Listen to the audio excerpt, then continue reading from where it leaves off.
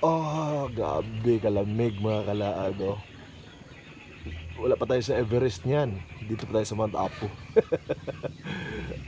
Sobrang fags. Grabe. Ayan oh. Grabe mga kalaag. Ba't mamipis? Nanipis yung gibidiwan. Grabe.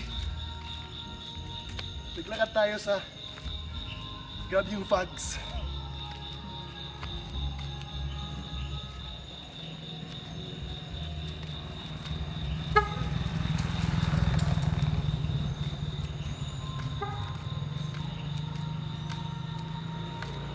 Mas malamig.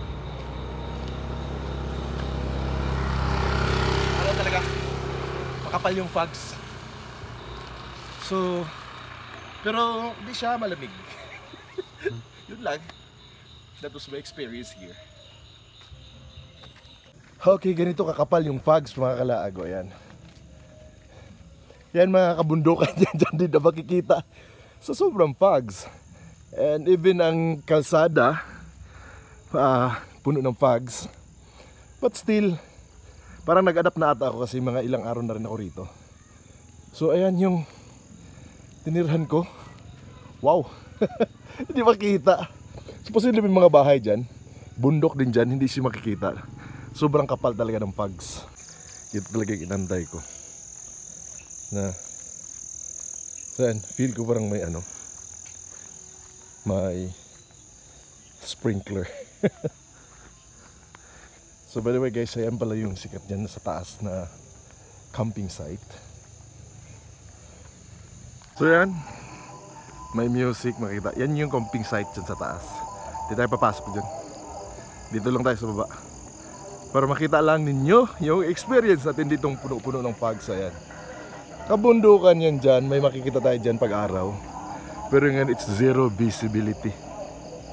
So dahil sa fogs, ayan oh, may mga kasagingan dyan. And it's awesome. Ayan, yung kalsada. So it's 5 o'clock pa mga kalaag. Pero gano'n tindi yung fogs, gano'n kakapal yung fogs. Tingnan mo yung ilaw. Nababalot din yung fogs. Medyo parang may sprinkler na experience natin.